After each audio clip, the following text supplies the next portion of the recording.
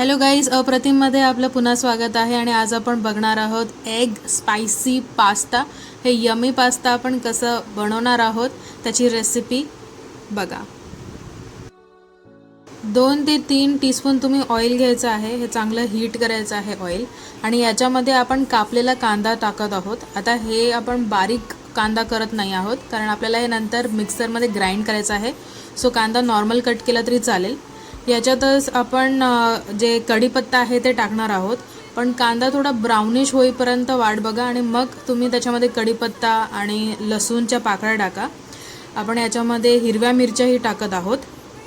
हिरव्या मिरच्या तुम्हाला जेवढं स्पायसी हवं तेवढं तुम्ही घेऊ शकता. हिरव्या मिरच्या त्यात आपण आलं टाकलेलं आहे आणि आपण ह्याच्यामध्ये टोमॅटो टाकत आहोत कारण ही एक करी बनणार आहे.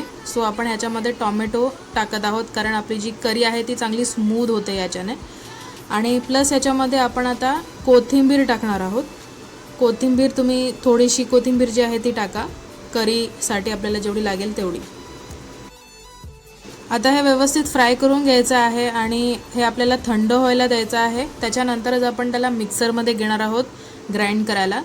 तर मिक्सरमध्ये मी टाकत आहे अर्धा टीस्पून ब्लॅक पेपर, जी आपली चिली पावडर आहे ती आपण अर्धा टीस्पून टाकत आहोत. गरम मसाला अर्धा टीस्पून आणि टर्मरिक पावडर आपण अर्धा टीस्पून किंवा थोडी कमी घेतली तरी चालेल.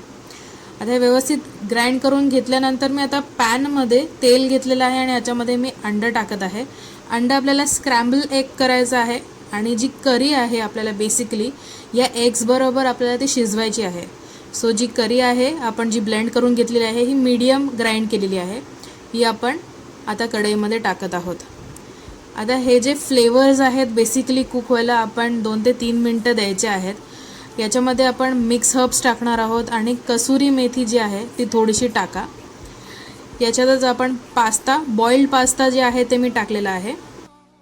हे सगळं प्रॉपर मिक्स करून घ्या आणि तुमच्या चवीनुसार तुम्ही ह्याच्यामध्ये आता सॉल्ट टाकू शकता. आता ही रेसिपी प्रॉपर 5 मिनिट्स मी लो फ्लेमवरती कुक व्हायला देणार आहे. तर आपला एक स्पायसी पास्ता तयार आहे. नक्कीच ट्राय करून बघा. याच्यावरती तुम्ही चीज ग्रेट करा आणि हे गरम गरम खा. Do try, do like us, do share us and do subscribe us guys. Thank you for watching Apratim guys.